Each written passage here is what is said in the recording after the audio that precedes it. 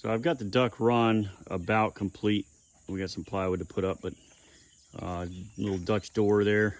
We've got a cupola and a duck weather vane we special ordered, made out of copper and bronze. Use a heavier gauge hardwire cloth, and they've got their feeder in there, which holds about 80 pounds of food there. We put some river rock pebbles in, and then over there is some hemp mixed with hay for them. Being it's summertime right now, they're sleeping in here until I can get their house done, which will connect much like a chicken coop. They'll have a little ramp. And then over here, this is their pond inside this guy here, and we can just pop the lid. There's some hinges for this whole thing, so we have access for cleaning when we need to. We'll lift this guy up here, and you can see we've got their pond, and it's got a drain in there, which is basically piped and an autofill. That's a Hudson fill valve, and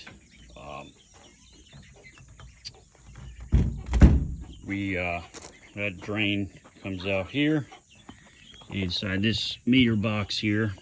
I'll zoom out a little bit. Inside this meter box here, we've got the water shut off, which is right there, and then we've got an electronic actuating ball valve.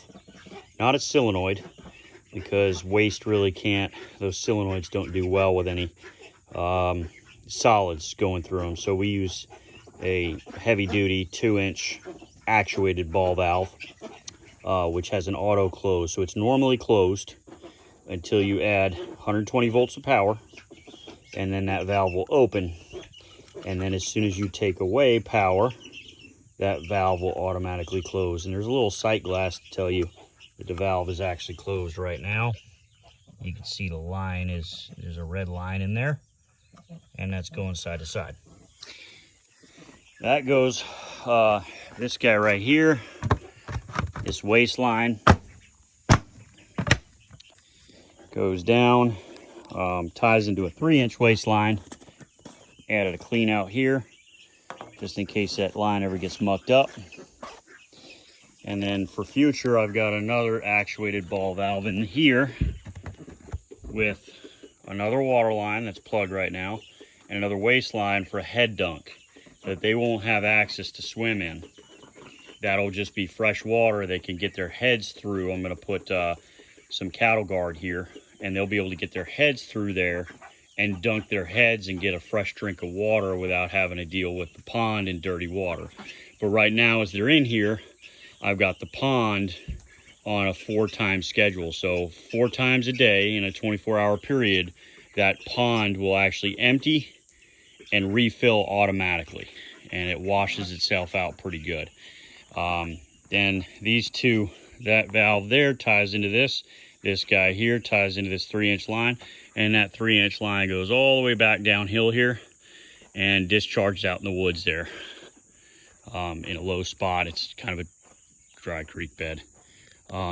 Over here, I've got my power coming in,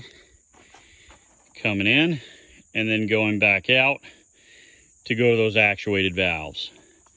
And this is a digital timer that I picked up from Intermatic, and you can set up to six intervals a day. So I could actually have that pond and that head dunk empty itself and automatically refill it. And from what we can see so far, having the ducks and the guineas all in one area, what I see so far is basically that being 80 pounds of food, specifically duck food. The guineas can eat the duck food, but it's high in niacin because I got some baby ducklings in here too. But being that said, and then that pond there that automatically fills or empties and then refills, we honestly have really no work to do with these ducks most of the time. We do check on them daily. But essentially they're not really in need of anything. That food will last them about 4 weeks. The last time they were a little bit younger, these ducks, the last time we refilled 100 pounds of it, it took them about 6 weeks to get through about 100 pounds of food. The amount of ducks and guineas we have right now. So I figure it'll probably be good for about 4 weeks now, being that the birds are getting a lot bigger and they're eating more.